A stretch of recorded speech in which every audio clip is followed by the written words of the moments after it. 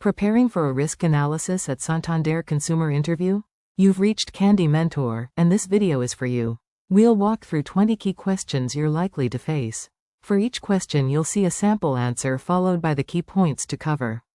Subscribe, like, and share, and drop a topic request in the comments. Question 1. Why do you want to work as a risk analyst at Santander Consumer? I am attracted to Santander Consumer because it combines banking, automotive finance, and data-driven risk management. A risk analyst can influence approval quality, portfolio monitoring, pricing, and customer outcomes rather than simply producing reports. I would bring strong analytical discipline, attention to data quality, and the ability to explain findings clearly to business stakeholders.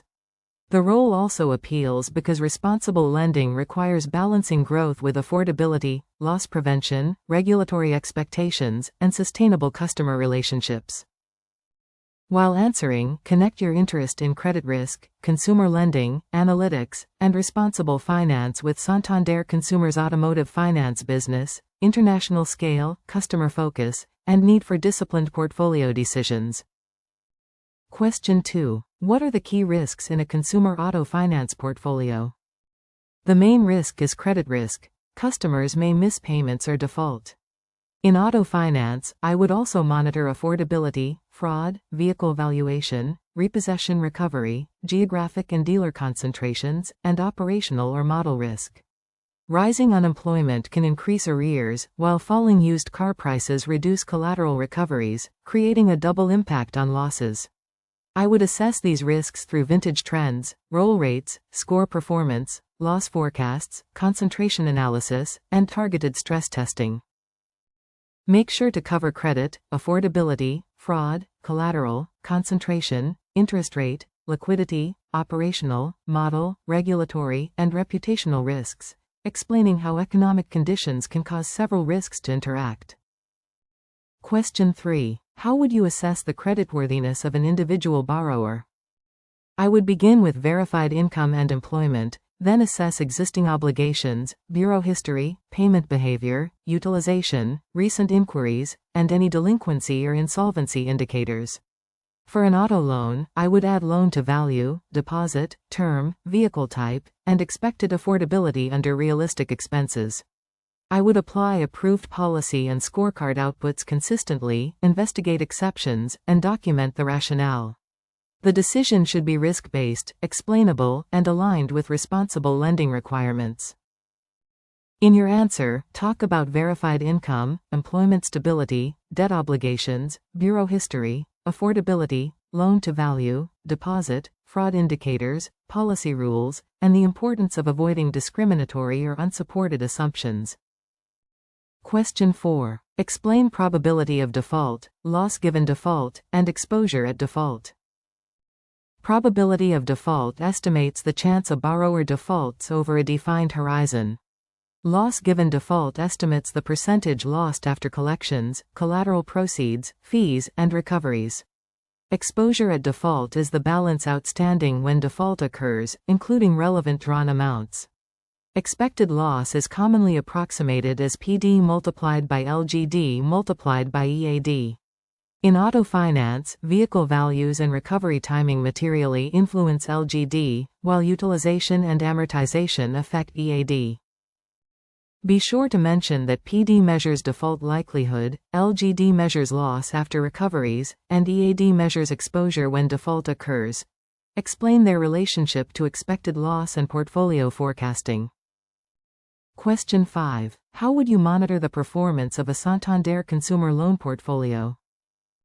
I would build a monthly dashboard covering applications, approvals, booked volume, average risk characteristics, delinquency by bucket, roll rates, defaults, charge-offs, recoveries, prepayments, and net loss. I would analyze results by origination vintage, product, channel, dealer, geography, score band, and loan to value. I would compare actual performance with forecast, budget, risk appetite, and prior periods, then investigate material movements. The objective is early escalation, not merely historical reporting. Focus on delinquency buckets, roll rates, charge-offs, recoveries, vintage curves, prepayments, approvals, utilization, loss forecasts, segment cuts, dealer performance, and comparison against budget, policy, and risk appetite. Question 6. What is a vintage analysis, and why is it useful? Vintage analysis groups loans by origination month or quarter and tracks their performance as they season. For example, I could compare cumulative delinquency or loss for loans originated in January with later cohorts at the same months on book. This separates portfolio aging from genuine deterioration and can reveal changes in underwriting, dealer mix, pricing, or economic conditions. It is especially useful because recent cohorts may look healthy simply because insufficient time has passed for losses to emerge. In your answer, explain that vintages group accounts by origination period, enabling comparable performance curves, discuss seasoning, underwriting changes, economic effects, and how vintages support early warning analysis. Question 7. How would you investigate a sudden increase in delinquency? I would first validate the data pipeline, definitions, reporting dates, and account population to rule out a reporting error. Then I would isolate the increase by vintage, product, score, dealer, geography, payment method, and delinquency bucket. I would review recent policy, pricing, servicing, system, and collections changes, while comparing unemployment and inflation trends. Finally, I would quantify expected losses, identify root causes, recommend controls or strategy changes, and communicate confidence levels clearly. Mention validating the data first, locating the affected segments and delinquency buckets, checking operational changes, comparing vintages and external indicators, quantifying impact, and recommending documented corrective actions. Question 8. What is a roll rate analysis? Roll rate analysis measures the percentage of accounts moving from one delinquency bucket to another, such as current to 30 days past due or 60 days past due to default. I would calculate transition rates by relevant segments and use them to forecast future delinquency and charge-offs. I would also examine cures, seasonality, payment timing, and changes in collections practices.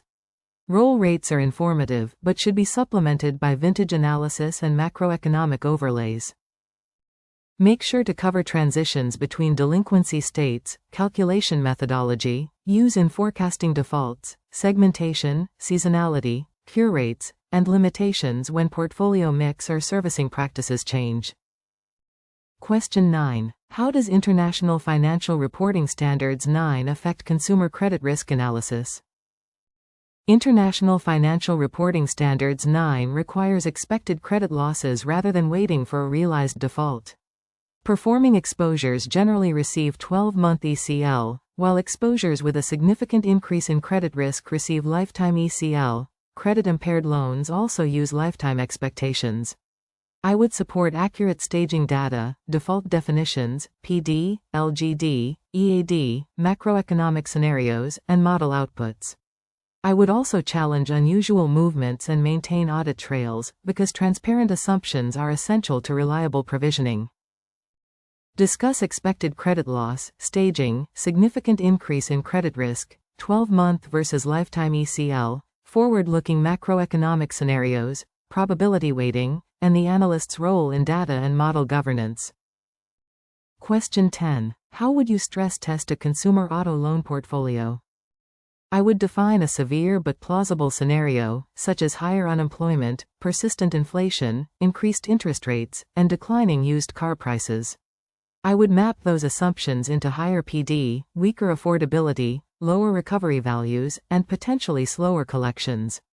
I would estimate incremental delinquency, charge-offs, provisions, capital impact, and liquidity implications by segment.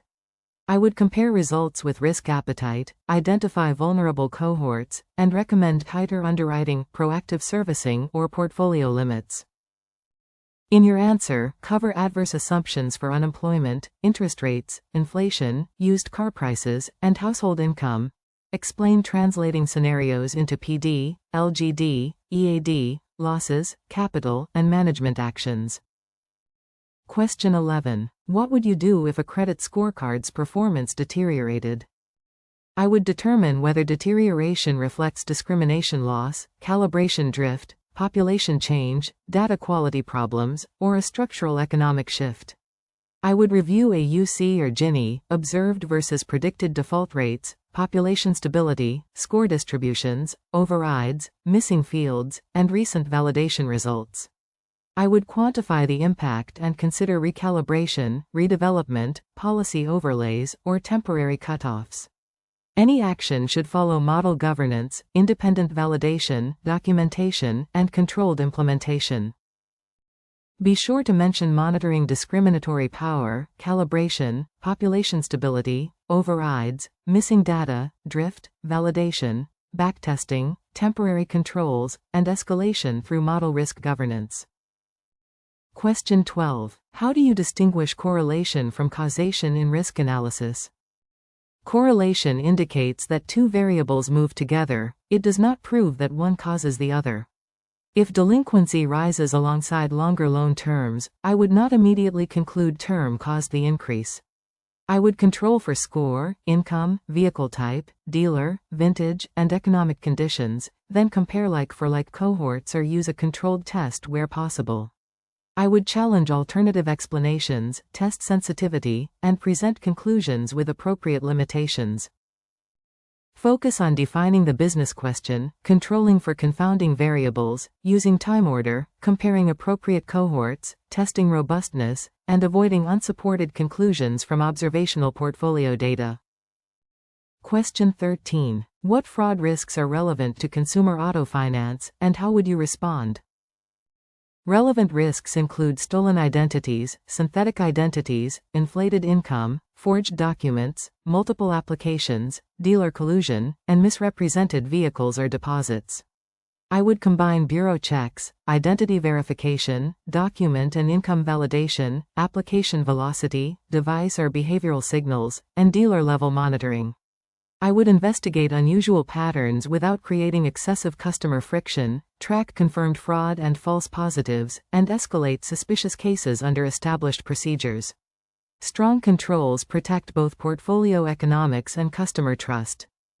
Mention identity theft, synthetic identities, income or document manipulation, application fraud, dealer collusion, vehicle misrepresentation, device signals, verification controls, false positives, and referral procedures. Question 14. How would you evaluate a new credit policy or underwriting cutoff? I would start by defining the objective, such as reducing first payment defaults without unnecessarily sacrificing approvals. I would backtest the proposed cutoff on historical data, compare approval rates, expected losses, revenue, risk-adjusted return, and customer outcomes across segments. I would examine fairness, operational feasibility, adverse selection risk, and sensitivity to economic conditions. A controlled pilot or champion challenger test would follow, with predefined monitoring thresholds, governance approval, and a rollback plan. Discuss defining objectives, comparing approval and loss trade-offs, backtesting, champion challenger analysis, expected profit, fairness, operational feasibility, monitoring thresholds, and controlled rollout after approval.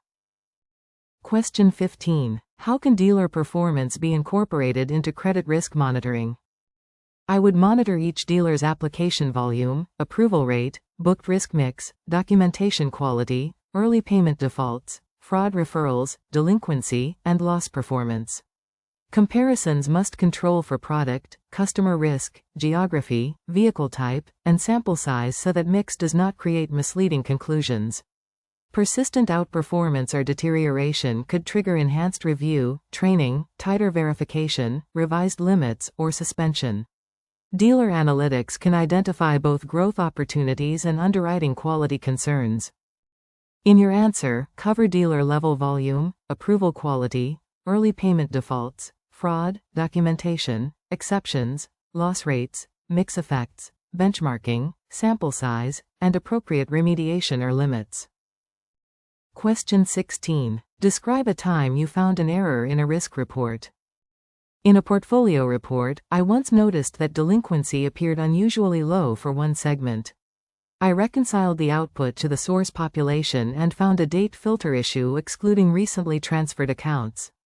I quantified the impact, informed my manager before distribution, corrected the logic, reran validation checks, and documented the incident.